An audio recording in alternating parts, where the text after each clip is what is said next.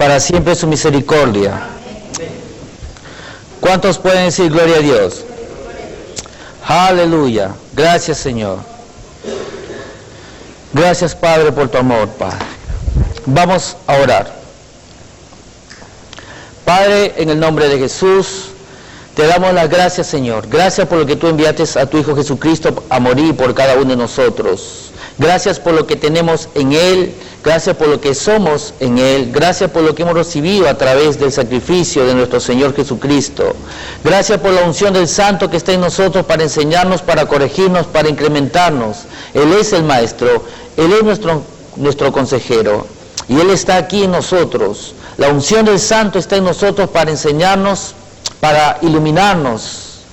Así que vamos a estar atentos a lo que el Espíritu Santo, usando las palabras del predicador, nos va a hablar. En el nombre de Jesús. Amén. Muy bien.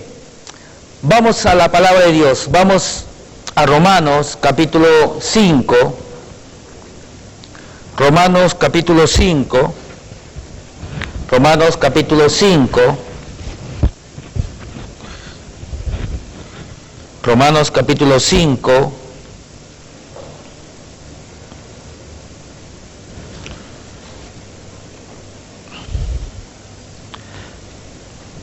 Verso 17. Dice, pues si por la transgresión de uno solo reinó la muerte, mucho más reinarán en vida por uno solo, Jesucristo, los que reciben la abundancia de la gracia y el don de la justicia. Amén. La palabra de Dios nos dice aquí que nosotros debemos reinar en esta vida. Dice nuevamente en el verso 17, dice, pues si por la transgresión de uno solo reinó la muerte por Adán, mucho más reinarán en vida por uno solo, Jesucristo. Los que reciben, una vez más, la palabra de Dios nos dice, se recibe, no se compra. Los que reciben la abundancia de la gracia, no solamente la gracia, sino es su abundancia, la abundancia de la gracia y el don de la justicia. La palabra de Dios nos dice que debemos reinar en esta vida. Amén. Ahora, ¿quiénes son los que van a reinar en esta vida? ¿Los cristianos? Bueno, suponemos que los cristianos deben reinar en esta vida, pero muchos cristianos no están reinando en esta vida. Satanás está reinando en su vida, el pecado está reinando en su vida, la incredulidad está reinando en su vida, la enfermedad está reinando en su vida, la escasez está reinando en su vida. Amén. ¿Quiénes son los que van a reinar en esta vida? No necesariamente todo cristiano, sino aquellos cristianos que reciben la abundancia de la gracia y el don de la justicia. Ahora, si tú has nacido de nuevo, si tú eres un nuevo creyente, tú has recibido el don de la justicia. En 2 Corintios capítulo 5, verso 21 dice que al que no conoció pecado, Jesús, por nosotros, Dios hizo a Jesús, por nosotros lo hizo pecado. Dios hizo a Jesús pecado cuando Él llevó nuestros pecados en el madero. ¿Para qué? Dice, para que nosotros fuésemos hechos la justicia de Dios en Él. Amén. Así que hemos sido justificados, declarados justos, santos, sin mancha e irreprensibles delante de Él. La justicia de Dios también lo podemos definir como la habilidad de estar parados delante de Dios, sin ninguna conciencia de pecado. Puedes mirarle a los ojos de Dios, no por lo que hemos hecho, no por lo malo que no hemos hecho, no por lo bueno que hemos hecho, sino por lo que Jesús hizo en la cruz. Él nos hizo actos para ser aceptados en el amado. Amén. Ahora, todos los cristianos han sido justificados por la sangre de Jesús. ¿Quiénes van a reinar en esta vida? Aquellos que reciben la abundancia de la gracia. Muchos no están recibiendo la gracia de Dios porque no la conocen. ¿Cómo podemos definir la gracia de Dios?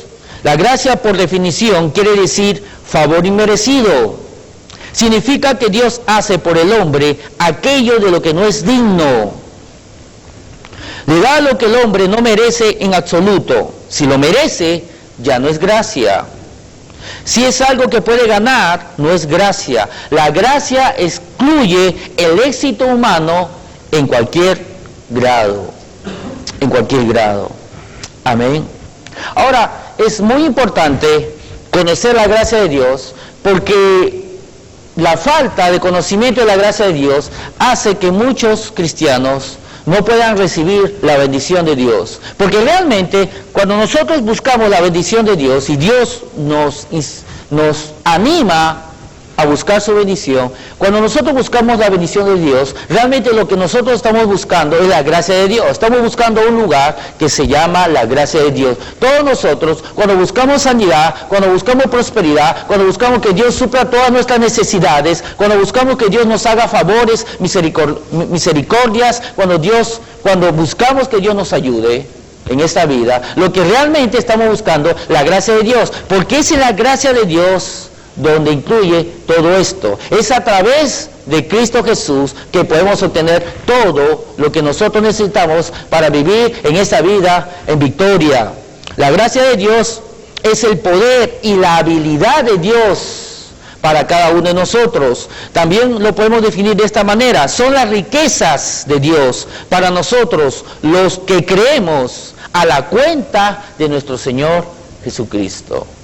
A la cuenta de nuestro Señor Jesucristo. Amén. Ahora, en Efesios capítulo 2, vayamos allá rápidamente. Efesios capítulo 2, en el verso 8 y 9 dice: porque por gracia sois salvos por medio de la fe, y esto no de vosotros, pues es don de Dios, no por obras, para que nadie se gloríe. Amén. Bueno, todos nosotros sabemos esto. Como cristianos sabemos que somos salvos por la gracia, no por la fe, sino por la gracia. Somos salvos por la gracia, por medio de la fe, pero somos salvos por la gracia de Dios. Amén, no por obras. Ahora, debemos nosotros entender, cuando nosotros escuchamos este versículo, siempre estamos pensando solamente en el nuevo nacimiento, ¿no? Sí, somos salvos por gracia, no es por lo que hemos hecho. Jesús nos acepta tal como nosotros estamos, nos encontramos. Él nos acepta, amén. No necesitamos prepararnos para aceptar a Jesús como nuestro Señor y Salvador, y de esa manera predicamos a los impíos que ellos no necesitan dejar cosas para acercarse a Dios, para que Él sea su Salvador. No, Dios lo salva primeramente y luego Dios lo cambia. Sabemos que somos salvos por gracia, por un regalo, el regalo de Dios, no por obras. Pero solamente nosotros, cuando hablamos de la gracia de Dios, solamente pensamos en el nuevo nacimiento, y eso no es lo correcto. Porque cuando el apóstol Pablo está hablando, por gracia soy salvo, él está hablando de toda la obra redentora de Cristo Jesús en el cristiano. No está hablando solamente de una fracción de la obra redentora, no está solamente hablando del nuevo nacimiento, sino está hablando de toda la obra redentora. Nuestro nuevo nacimiento, nuestro caminar en Cristo Jesús y nuestra glorificación cuando Jesucristo nos resucite. Muchas veces solamente pensamos que la gracia de Dios se aplica para que Dios nos salve, nos haga nacer de nuevo, y luego al final cuando nosotros seamos resucitados. Amén. Y la parte intermedia, nuestro caminar, solamente lo hacemos con nuestras fuerzas, ¿no? Nos esforzamos a lo máximo y con la ayuda simbólica de Dios. Y es un peligro. El cristiano que camina de esa manera está en peligro, porque muchas veces nosotros tomamos a ¿no? Y él recibe a una persona que no conoce a Cristo Jesús, él recibe a Jesús como su Señor y Salvador, es salvo por la gracia de Dios, pero una vez que él es salvo por la gracia de Dios, alguien viene y lo hace caminar su vida cristiana bajo la ley, bajo el legalismo. Es salvo por la gracia de Dios, pero camina bajo el legalismo. Cuando Pablo habla acerca de somos salvos por la gracia de Dios, él se está refiriendo a toda la totalidad de la vida cristiana, el nuevo nacimiento, la parte intermedia, su caminar con Cristo Jesús y la parte final. Amén. Muchas veces nosotros tratamos con nuestras fuerzas, ¿no?, de santificarnos, perfeccionarnos, ¿no? Comenzamos en el Espíritu, recibiendo la salvación por gracia, pero nos perfeccionamos por nuestras propias fuerzas. En Filipenses capítulo 1, Filipenses capítulo 1 dice muy claramente, estando persuadidos de esto, que el que comenzó en nosotros la buena obra, la perfeccionará hasta el día de Jesucristo. Filipenses 1:6, estando persuadidos de esto, que el que comenzó en nosotros la buena obra, la perfeccionará hasta el día de Jesucristo. Hasta el día de Jesucristo. Así que la salvación, entendida en su totalidad, es simplemente un don a recibir y no una condición a alcanzar. Luchar para merecerlo es rechazar a Dios mismo. Ser salvo, si ha de significar algo, significa ser salvo bajo el cuidado amoroso de nuestro Señor Jesucristo, desde el nuevo nacimiento hasta siempre. Amén.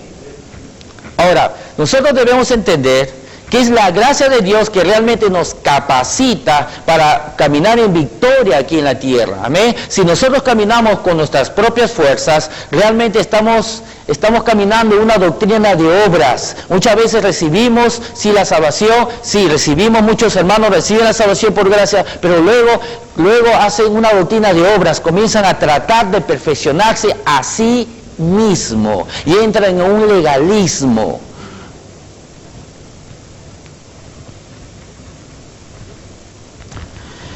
Tratar de merecer alguna bendición de Dios, luchar por merecer alguna bendición de Dios, es rechazar a Dios mismo. Aquel que rechaza la gracia de Dios se pone bajo el juicio de Dios. O Dios te trata bajo su gracia, o Dios te trata bajo su juicio. Si tratamos de que Dios nos dé lo que merecemos, lo que vamos a recibir es muerte, porque eso es lo que el hombre merece.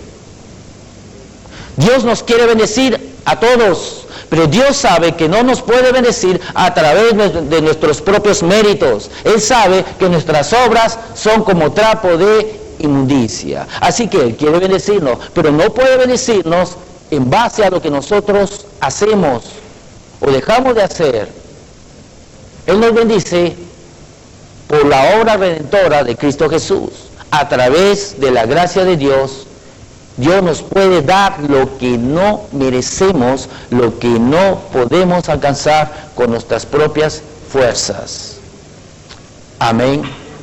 Buscar otro camino, tratar de recibir la bendición de Dios por nuestro propio mérito, es rechazar la cruz, es escupir a la cruz. Es decir, mis obras son mejores. Mis obras son mejor que la obra de Jesús. Tratar de merecer alguna promesa de Dios por nuestras obras, siendo ya cristianos estoy hablando, es decirle a Jesús, es decirle a Dios, mi obra es mejor que la obra de Jesús. Es escupir la cruz. Es rechazar la sangre de Jesús. Ahora, vamos a Romanos capítulo 5. Romanos capítulo 5. Dice, ¿no? Romanos capítulo 5, verso 1 dice, justificados pues por la fe tenemos paz para con Dios por medio de nuestro Señor Jesucristo, por quien también tenemos entrada por la fe a esta gracia en la cual estamos firmes. Amén. La palabra de Dios dice que Jesús creció en estatura y en gracia. Amén. La gracia es algo que puede crecer, ¿no? En 2 de Pedro, capítulo 3, 2 de Pedro, capítulo 3, nos dice, ¿cuántos pueden decir gloria a Dios? Gloria a Dios. Aleluya. Gracias, Señor. En 2 de Pedro, capítulo 3, el verso 18, nos dice, antes bien, creced en la gracia y el conocimiento de nuestro Señor y Salvador Jesucristo. A Él sea gloria ahora y hasta el día de la eternidad. Creced en la gracia, antes bien, creced en la gracia y en el conocimiento de nuestro Señor Jesucristo. En 2 de Pedro, capítulo 1, Según de Pedro capítulo 1, en el verso 2, dice: gracia y paz os sean multiplicadas en el conocimiento de Dios y de nuestro Señor Jesucristo, ¿no? Así que la gracia de Dios es algo que se nos ha sido dada, pero es algo también que puede ser incrementado, puede crecer, puede multiplicarse. Es más, Dios quiere que la gracia de Dios se multiplique en nuestra vida. Todos nosotros buscamos una vez más la bendición de Dios, pero realmente lo que estamos buscando es la gracia de Dios, es el favor de Dios. Estamos buscando que Dios nos haga un favor. Él no nos va a pagar por lo que hacemos. No hay nada en el hombre que impulse a Dios a ayudarlo. No hay nada en el hombre, no hay nada, absolutamente nada que impulse a Dios a ayudarlo. Si Dios lo va a ayudar al hombre, si Dios lo va a bendecir, es a través de lo que Jesús hizo en la cruz y no a través de las obras del hombre. Así que si Dios nos va a bendecir, va a ser a través de lo que Jesús hizo en la cruz. Y es por eso que debemos entender la gracia de Dios, debemos entender cómo entrar en la gracia de Dios, cómo permanecer en la gracia de Dios y cómo incrementar la gracia de Dios. Porque lo que estamos haciendo entonces es incrementar el favor de Dios, el favor inmerecido para nosotros. Amén. Dios nos está ayudando, pero queremos que Dios nos ayude más. Queremos que su favor aumente en nosotros, se incremente en nosotros, nos ayude, nos bendiga, nos colabore, nos sane, nos prospere. Amén.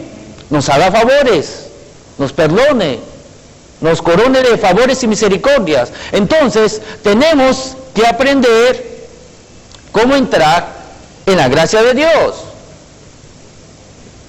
Y la gracia de Dios es algo que se puede multiplicar. Amén. Gracia, dice paz y gracia, o sea, multiplicadas. Amén. En Romanos capítulo 5, nuevamente,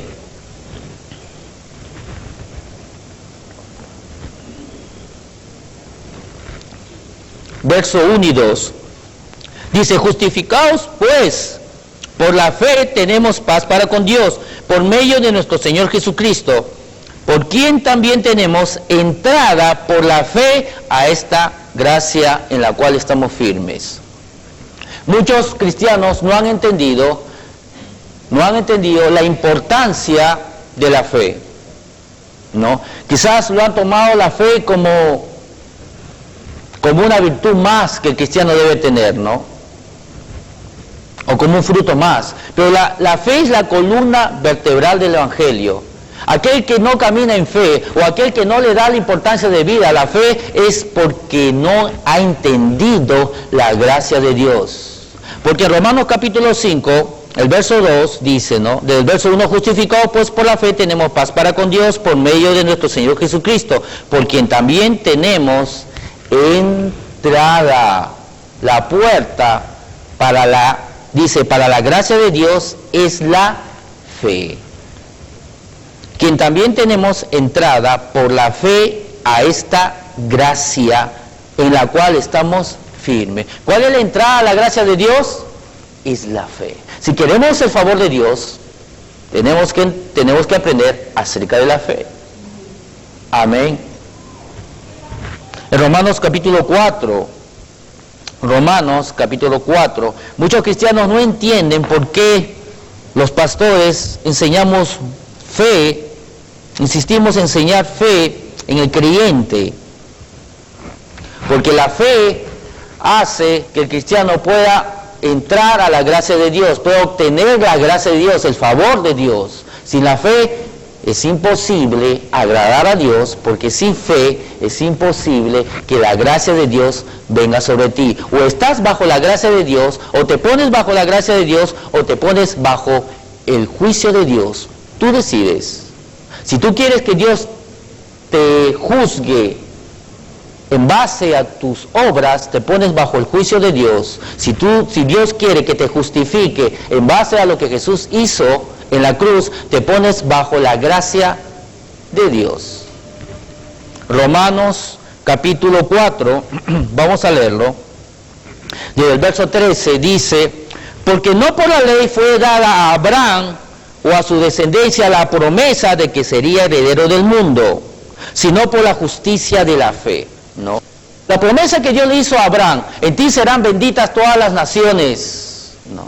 Te voy a bendecir y voy a hacer de ti una bendición. Esa promesa que fue para él y para todo el mundo, para toda la familia de la tierra, en Gálatas dice que si estamos en Cristo Jesús, somos hijos de Abraham y por lo tanto herederos o coherederos con Cristo Jesús. Amén. Somos hijos de Abraham y recibimos la promesa que Dios le hizo a Abraham. Pero la promesa, dice, no fue dada a Abraham por medio de la ley. No fue dada a Abraham porque Abraham cumplió la ley. En ese entonces ni siquiera Moisés todavía existía, no había venido la ley. Estamos hablando más o menos antes de 500, quizás 600 años antes que la ley apareciera. Dios justifica a Abraham no por las obras que él hacía, no por que él cumplía los mandamientos, obvio, no había mandamientos ahí, sino porque Abraham le creyó a Dios. Y a través de la justicia, que es por la fe, Dios lo justificó y lo declaró justo y lo bendijo y le dio la promesa porque él le creyó a Dios. Y de esa manera, todos aquellos que permanecen en fe y crecen en fe, obtienen la promesa de Abraham. Porque no por la ley fue dada a Abraham o a su descendencia la promesa de que sería heredero del mundo, sino por la justicia de la fe. Porque si lo que son de la ley son los herederos, vana resulta la fe y anulada la promesa. Si nosotros insistimos en recibir las bendiciones de Dios por nuestro obrar, por cumplir los 10 mandamientos, lo que estamos haciendo es anular la promesa de Dios, haciendo que la promesa de Dios no sea efectiva para nosotros. Cuando nosotros, el cristiano, camina en la carne, no caminando en fe, tratando de recibir la bendición de Dios por sus obras, lo que está haciendo es que la promesa de Dios no se cumpla en su vida, porque la promesa de Dios, para que se cumpla en nuestra vida, se cumple a través de la fe. ¿Por qué? Porque Dios le dio a Abraham las promesas por medio de la fe y no por el obrar de la ley, dice.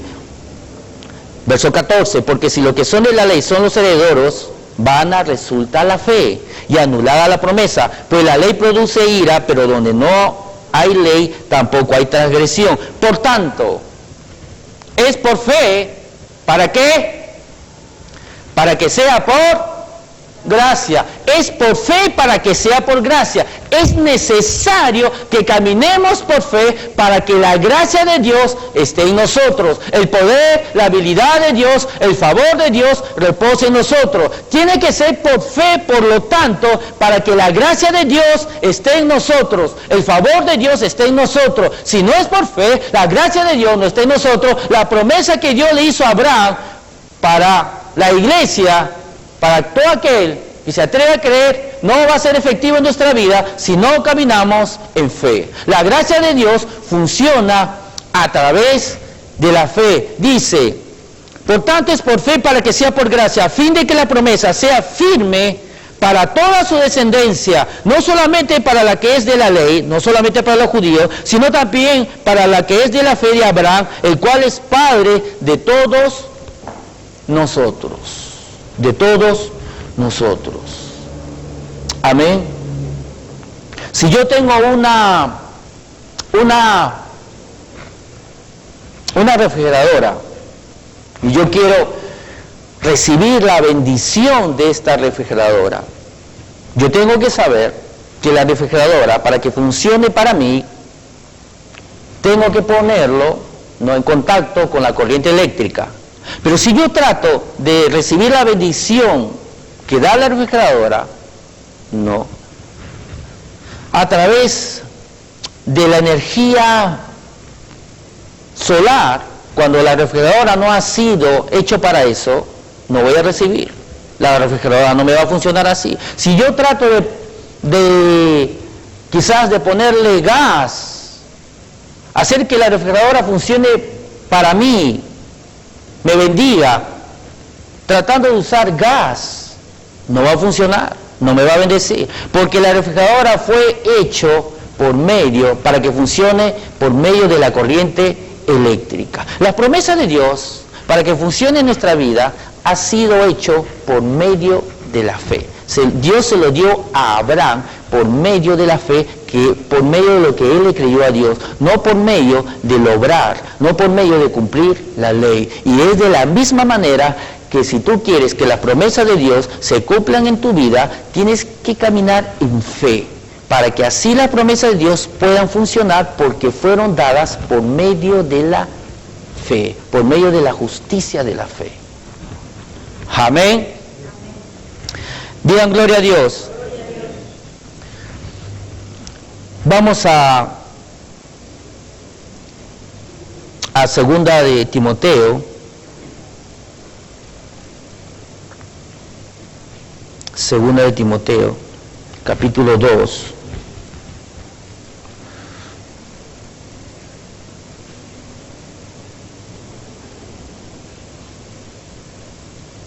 Vamos a 2 Timoteo capítulo 2. Ahora, estamos hablando acerca de la gracia de Dios, pero vamos a ir aclarando más específicamente, ¿no? Voy a ser un poco más osado. Ya, vamos a hablar más específicamente acerca de esto, de la aplicación, ¿no? Muchas veces entendemos algo enseñando lo que no es, ¿no? Por ejemplo, muchos cristianos, la palabra de Dios nos habla acerca del ayuno, amén. Pero muchos cristianos parece que no han entendido muy bien el ayuno, y ellos sin darse cuenta, quizás su intención es buena, pero usan el ayuno, ¿no?, religiosamente, ¿no? Ellos piensan que Dios los va a bendecir porque ellos están haciendo un sacrificio físico, ¿no? Ellos van y le dicen: Señor, mira mis ojos amarillos, ¿no? Mira mi rostro pálido, mira el sacrificio, el esfuerzo humano que estoy haciendo, por lo tanto tienes que bendecirme. Y Dios no te va a bendecir por el sacrificio que tú estás haciendo, de ninguna manera. Muchos cristianos usan el ayuno para manipular a Dios, ¿no? Así como los niños que van a donde su mamá y lloran porque quieren un caramelo. Su mamá le niega el caramelo, pero ellos quieren el caramelo, así que se ponen a llorar, más fuerte para molestar a la mamá, hasta que la mamá cambia de opinión y dice: ya, toma el caramelo y no me molestes más. Y muchos cristianos piensan que Dios no quiere darle lo que ellos están pidiendo, ¿no? Así que a través del ayuno ellos piensan que van a manipular a Dios. Señor, mira lo que estoy haciendo, mira, ¿no? En otras palabras, estoy haciendo una huelga de hambre, ¿no? Así que o me das o me muero de hambre, ¿no? Piensan que Dios es hombre para que uno lo pueda manipular, ¿no? Piensan que Dios va a cambiar de opinión, ¿no? Él no me quiere dar esta bendición, pero yo con mi esfuerzo, mi sacrificio, voy a cambiar de opinión. Y Dios no es hombre para que se arrepienta, ni hijo de hombre para que mienta. Él dijo, y no lo hará, número 23, Él no va a cambiar de opinión. Si la voluntad de Dios fue no en cuanto a tu petición antes del ayuno, durante el ayuno también es no, y después del ayuno también es no. Ahora, déjame decirte algo, ¿no? Vamos a ir entendiendo. Escúchame esto. No quiero que me malentienda. Dios no se mueve por tu necesidad.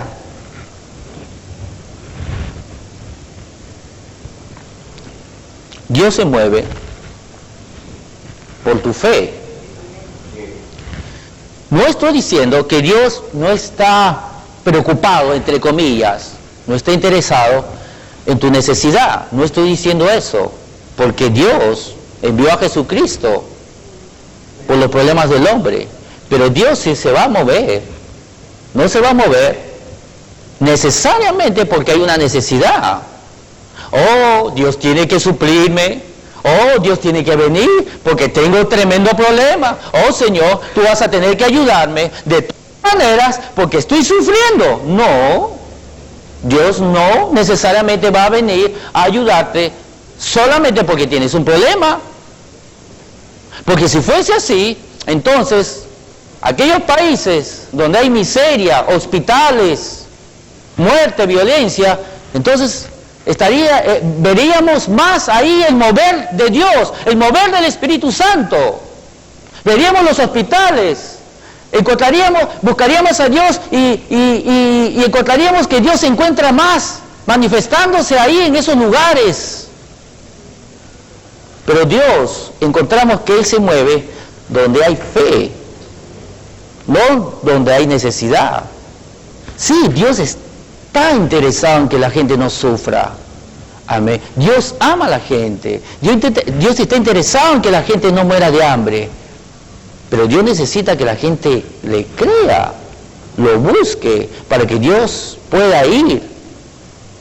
La Biblia dice muy claramente, acercaos a Dios y Él se va a acercar a nosotros. Amén. Y por eso que en Hebreos capítulo 11, verso 6 dice, sin fe es imposible agradar a Dios, porque es necesario que el que se acerca a Dios crea que Él existe y crea que Él es galardonador de los que le buscan. La fe busca a Dios. Si esa gente necesitada busca a Dios, entonces Dios se va a acercar. Dios no se va a acercar simplemente porque tienes una necesidad. Dios necesita tu pase, que le des, que lo invites a tu vida, que le permitas que Él se involucre en tu vida, para que Él pueda acercarse. Cuando uno tiene fe, entonces uno busca a Dios. Amén. En 2 Timoteo capítulo 2, ahora, volvieron a hablar acerca del ayuno, ¿no? Muchos cristianos usan el ayuno de esa manera, ¿no? Piensan que están haciendo una obra, un sacrificio, su cuerpo está sufriendo, por lo tanto, ellos merecen no recibir la bendición de Dios porque le han dado algo a Dios, le han dado un sufrimiento, un sudor. ¿Saben que el sacerdote en el Antiguo Testamento, cuando entraba y tenía que hacer todo el rito religioso, ¿no? Presentarse por el perdón de los pecados del pueblo de Israel y de sí mismo, uno de los requisitos es que él no podía sudar. Él no podía sudar. Dios no va a aceptar tu esfuerzo, tu sudor. 2 Timoteo capítulo 2. Ahora, yo creo que aquí más de uno está pensando, pastor, entonces, ¿dónde queda entonces mi esfuerzo? ¿Dónde entonces en qué queda mi trabajo? Entonces, usted me está diciendo que no debo esforzarme, que Dios no va a aceptar mi esfuerzo, mi trabajo, que yo me esfuerce. Vamos a ir aclarando esto. 2 Timoteo capítulo 2 dice, verso 1, ¿qué dice?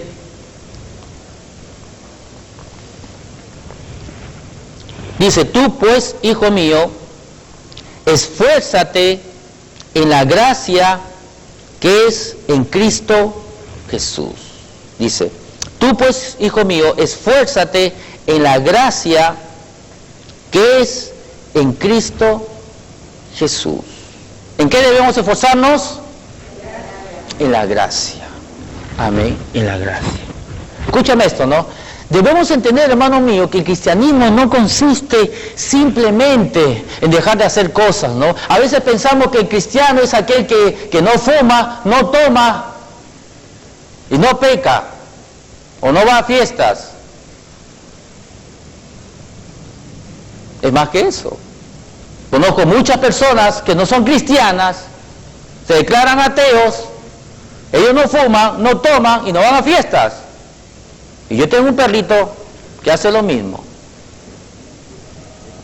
No toma, no fuma y no va a fiesta. ¿Será mi perrito cristiano? Mi intención no es ofender a nadie, sino es dar luz. ¿El cristianismo consiste en eso? ¿En dejar de hacer cosas? ¿Es eso? Hay un manual que se llama el Manual de Carreño, donde es un manual donde nos enseña urbanidad, cómo portarse en la mesa, cómo conducirse en la calle, en qué lado debes ir caminando, si hay una mujer a tu lado, en la mesa, en el bus, en el taxi, en el cine. Es un manual de Carreño completo en cuanto a la conducta de un ser humano. Y muchos estudian acerca de este manual y tratan entonces verlo y memorizarlo y comenzar a hacerlo, ¿no? Y comienzan a tener una conducta por afuera, ¿no? Una conducta artificial recta, pero por adentro están podridos. Como Jesús dijo, ¿no? Sepulcros blanqueados, ¿no? Estamos tratando de perfeccionarnos a nosotros mismos. Estamos tratando de santificarnos a nosotros mismos. Si el manual de Carreño o cualquier otro manual nos puede hacer rectos, entonces ¿para qué vino Jesús? Dios no hubiera enviado a Jesucristo, hubiera enviado manual de Carreño para todo ser humano. Conozco muchos políticos, y mi intención no es ofender a ningún político, porque ellos son los padres de la patria y ellos deben saber este manual de memoria, pero ellos no pueden dominarse a sí mismos, porque solamente Dios es el que nos puede cambiar. Amén. Solamente Él nos puede cambiar. Digan gloria a Dios. Gloria a Dios. ¿Qué es el cristianismo entonces? ¿Qué es el cristianismo? Solamente consiste en dejar de hacer cosas. No, escúchame esto, no podemos vencer la carne con la carne.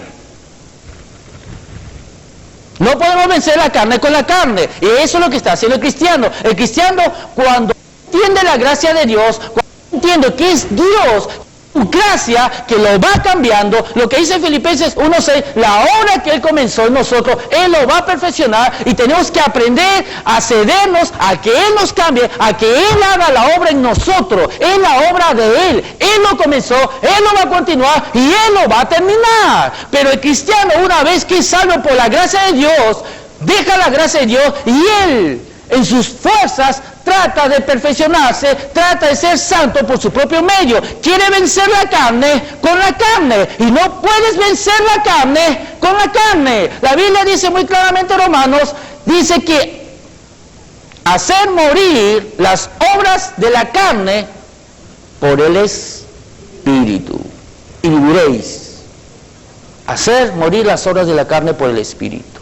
Es a través del Espíritu Santo que mora en nosotros, que nos cambia, nos santifica. Amén. No hay otra forma.